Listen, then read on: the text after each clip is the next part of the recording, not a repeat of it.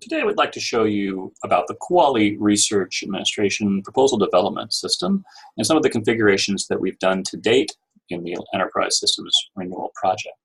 First thing we're going to do is show you how to create a proposal in the proposal development system and just some of the highlights and features of the configurations we've done on the system.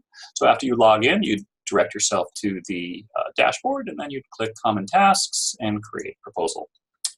To create a proposal in the proposal development system of Kuali Research, first thing you're going to have to do is enter some information about the proposal that you'd like to create. That would be indicating the type of proposal this is. In this case, we're going to do a new proposal. And the lead unit of the proposal will need to be selected. I am a super user in this case. I'm logged in as a super user, so I have multiple choices, but let's just say in this example, we're going to choose physics as a lead unit of this particular project. The activity type, it refers to the type of activity that would be happening as part of this research project. We'll put that in as basic research. And next thing we have to do is enter the project dates. We're going to, for the purposes of this demonstration, say that this is going to be a 5-year project that begins on May 31st, 2019, and it will end on May 30th, 2024. Project title is required, so we're going to do my demo proposal for the purposes of this demonstration. We need to enter a sponsor, so what I'm going to do is I'm going to start typing the name of the sponsor here, and as I do that, additional information here that matches the types of words and letters I'm entering appears down here below. And so I can select the sponsor from the drop-down list, in this case the National Science Foundation, and the sponsor code will appear in this part of the field. Next thing we're going to do is enter the sponsor deadline. This is when the project proposal is due to the sponsor. We're going to say for the purposes of this demonstration, it will be due on the 8th of May. Optionally, you can also specify the hour and minute that it is due. Sponsor deadline type refers to the type of deadline up here. So is this deadline a postmarked deadline? Does it need to be postmarked by 5/8, received by 5/8, or is that a general target? We're going to say that it needs to be received by May 8th. Don't get hung up on these values here. These are subject to change, so this is just how it is set up currently, and they will likely change as we get closer to the time we launch the system. Last thing we need to select is the anticipated award type. Here we do contract, grant, fellowship, etc. We're going to go ahead and select grant for this example. Select save and continue. First thing that happens now at this point in the system is that it assigns the project number 724 to the project. So you could leave the project, you could close it, you can come back to it. It's actually created the record. So down here, you can, this is the information we entered in that first screen. You could change this information if you needed to. This is where you would do that in the event that you needed to make any changes. Up here, of course, we have some additional options, data validation, which I'm going to show you in a little bit. You can print the proposal, copy the proposal. I'm not going to show you this today or the hierarchy today. These are more complicated functionality that require more time. Budget versions as well. We don't have time to go into budgets, but this is where you can manage the budget versions. You could also create a link, a hyperlink for your proposal package if you wanted to share it with someone. So this is where you would be setting up basic information about your project. The next thing I want to do is I want to add a principal investigator. We're going to do that through the key personnel section, clicking the blue add personnel box. Start by entering some search criteria for the user's last name, first name, email address, etc. In this case, we've set up a number of dummy records in the system that we can use for testing purposes. I'm going to select Anita to work with for this particular project. The assigning a role now, I need to select what kind of role Anita has on this project. She's going to be our principal investigator, so I click that and add her to the project. She appears down here in this section, and at this point, if I was a research administrator or staff person in the department and I was ready to notify Anita that she needed to come in and answer the research questions and certify her proposal, I could click this blue button over here and it would send an email to Anita with a link in it. She would click the link, log into the system, and be directed to the research questionnaire to answer those questions. That research questionnaire also appears here. The research administrator can answer the questions on behalf of the research PI, although we wouldn't typically recommend that. That should only be done in extraordinary circumstances because the questions here are very technical and scientific in nature and should be most appropriately answered by the principal investigator who's designing and going to be conducting the research project. I'm going to show you what those questions look like, though, just for the purposes of the demonstration today. In here, we have a number of different questions that apply here at UCSD. The first question deals with human subjects. Is this project or research project going to deal with obtaining specimens or data, et cetera, through interactions with a living person, using human tissue, and so forth? So that's that question there. You'll notice there's a little blue eye here, and you click that for additional information. And this provides information, contextual information, about the question that preceded it. In this case, this is directing you to the HRPP office, and you can click this link, and it will direct you to their website, and you can learn more about that office and that process if you need to. You'll answer the question here appropriately, yes or no, and as soon as I do answer yes or no, you'll notice that these changes, additional questions appear and disappear at the bottom. If I say no, next question you see is the vertebrate animal subjects question. If I say yes, it starts asking me about human subjects protection and whether or not the research is covered by those regulations. So if I'm not dealing with humans, I shouldn't have to answer any kind of questions dealing with humans. But if I am, then I'm going to have to answer some more questions here. So I'm going to go ahead and click no, just for the purposes of this demonstration. However, I will answer yes on the animal subjects question. Again, I want to show you that we have contextual help here that appears if you click the little icon, which will direct you to the IACUC office in this case to ask additional questions about animal subjects. We're going to go ahead and select yes on our animal subjects question and continue through answering the questions.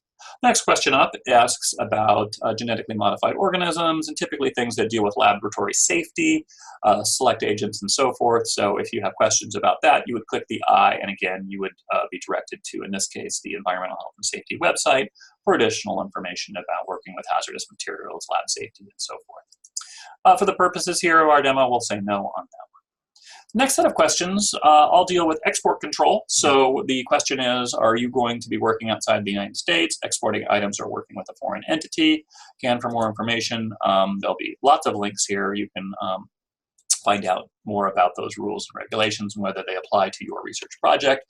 Let's say in this case, the principal investigator says yes. If they do, then additional questions will appear asking about the involvement of foreign entities, collaborators, subrecipients, and so forth. There are, again, more information there you can click through if you want to learn more about that. You also need to indicate what country you're going to be working with, and specifically, whether Cuba, Iran, North Korea, Syria, or Sudan are involved. So we're going to go back and say no to this one, but I want to show how those additional export control questions appear. Additional export control questions, asking about the Department of Defense and its affiliated entities. We're going to say no on that one. If we were to say yes, there are just additional questions that would appear. Next question up involves encryption or military technologies. Yes or no. We're going to say no for the purposes of this demo. Next question up and asks about export control information technology, those types of things. We're going to say no again. And the last export control question deals with prior approval on publications. We'll say no to that one as well. The final scientific question that we're going to ask today is about scientific diving. We're going to select no on scientific diving, then click Save and Continue. The next thing I want to show you is the questionnaire section. So here you would answer questions about the project itself, in this case space. You can do yes or no on these. Again, just like the other questions, they will display and ask additional questions depending on how you answer them.